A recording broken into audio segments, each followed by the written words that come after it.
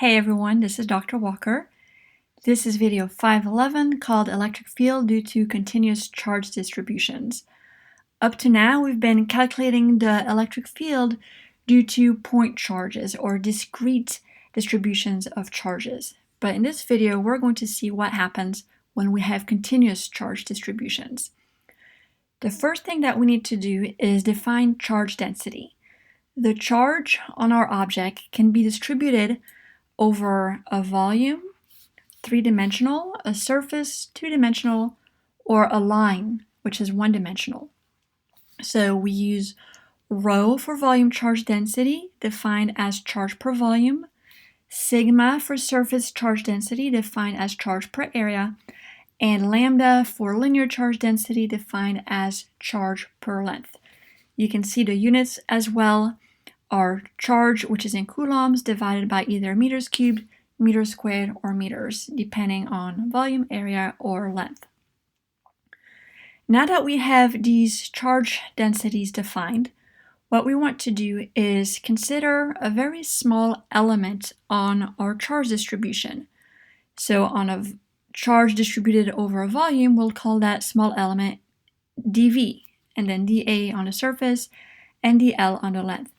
We want to consider this a very small element and determine how much charge is on that small element. Let's take a look at the volume one first. So since lambda is equal to charge per volume, we can rewrite this equation as charge equals lambda times volume. And now, if we want to find the amount of charge in a small volume element that we're calling dV, since we just said that charge was lambda times volume, well, if we have a small volume element dV, then we're going to call that small amount of charge that it carries, we'll call it dQ. We can do the same thing for a small surface element. It's going to be defined as dQ equals sigma dA, and a small length element is dQ equals lambda dL. So now we are ready to find the electric field due to one of these charge distributions. So what we're going to do is we're going to take our charge distribution and we're going to divide it up into a whole bunch of very small elements that we're calling delta Q. Each element delta Q contributes to the electric field at point P. So the contribution from delta Q1 is delta E1, from delta Q2 is delta E2, etc. So let's find what is this delta E. Let's just call it delta E to be equal to the contribution from any one of these charge elements.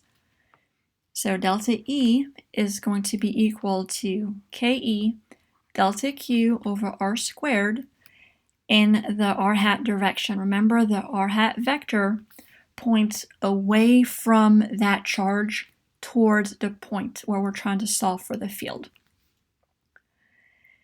So that means that the approximate field at this point is going to be the sum of all of these contributions.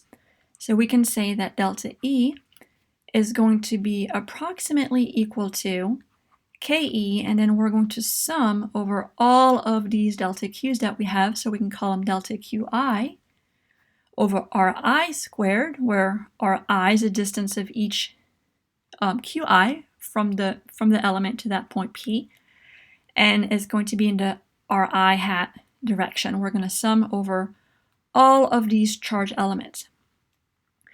Since we are considering this charge distribution to be continuous, then what we want to do is we want to take the limit as these delta Q's become infinitesimally small. So we're going to take the limit to find the total field at that point. We're going to take the limit as the delta Q's approach 0. And that's how we can find a field due to this continuous distribution.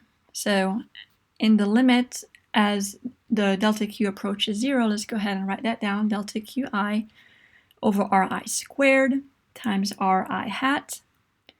We can see now that this becomes an integral.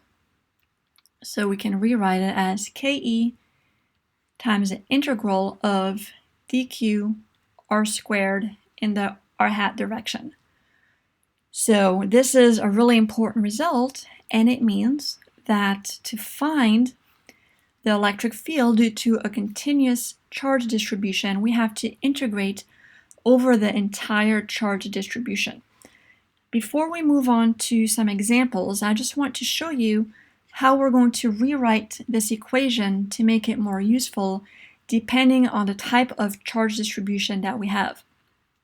So if we go back to the previous slide, if our dq is distributed over a volume, then we're going to write the E as Ke integral of rho dV instead of dq over r squared. So many times we're going to go ahead and substitute one of these three expressions for the dq, and then instead of integrating over the charge, we'll be integrating over the volume, or the area, or the length. So I'm just going to finish writing these out just to be complete, and we'll be doing a lot of examples because this is pretty difficult. So this is the electric field due to a surface charge distribution, and then if we have the charge distributed over a line, then we're going to write it as integral of lambda dl over r squared in the r hat direction. So the best way to learn how to use these equations is just to practice examples, and we'll do examples for each type of charge distribution.